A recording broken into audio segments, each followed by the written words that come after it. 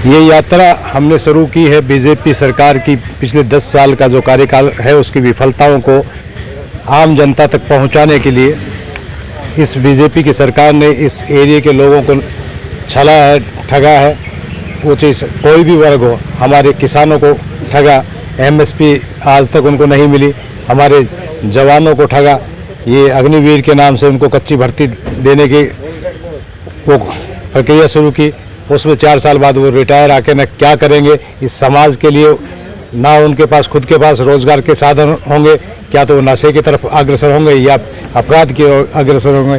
इसी तरह हमारे जो खिलाड़ियों ने चौधरी भूपेंद्र सिंह हुड्डा की सरकार जब थी तो खिलाड़ियों के लिए पदक लाओ और नौकरी पाओ का एक नीति चौधरी भूपेंद्र सिंह हुड्डा ने शुरू की थी।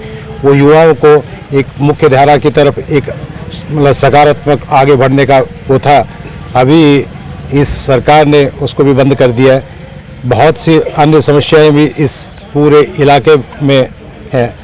ये जो सरकार जो है, मैं कहूँगा कि निकम्मी और अहंकार भरी सरकार है। अभी बहुत जल्दी ही 3 महीने में विधानसभा चुनाव है।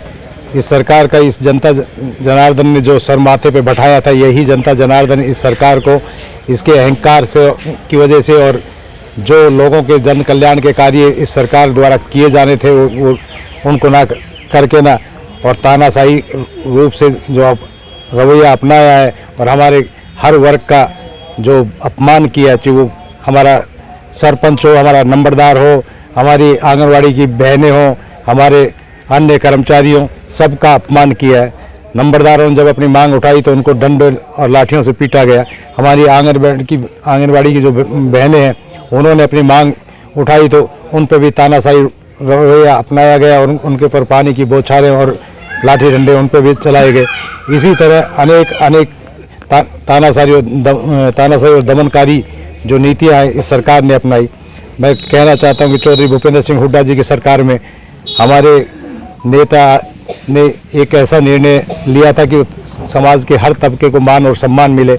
उन्होंने सरपंचों को काम करने की खुली छूट दे रखी थी। इस सरकार में सरपंच सबसे छोटी इकाई है प्रजातांत्रिक प्रणाली की, उसको काम करने का वो सरपंच है, लेकिन वो गांव का कोई काम नहीं कर सकता।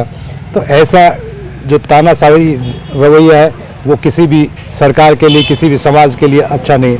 व्यापार मंडल के जिला अध्यक्ष जेपी सराफ ने कल एक सूचना दी कि वो बीते कई महीनों से प्रॉपर्टी आईडी को लेकर चक्कर लगा रहे हैं, लेकिन उनकी ही आवाज़ को नहीं सुना जा रहा। निश्चित रूप से प्रॉपर्टी आईडी का ऐसा जंजाल मतलब सरकार ने पैदा कर दिया है।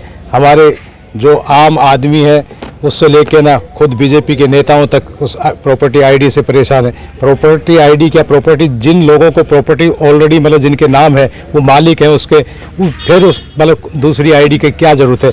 लेकिन क्योंकि सरकार को सिर्फ मुख्य जो मुद्दे हैं उनसे ध्यान भटकाने के लिए इस टाइप की अनाप शनाप आईडीज़ बना के ना उस चक्करों में लाइनों में खड़ा कर दिया है।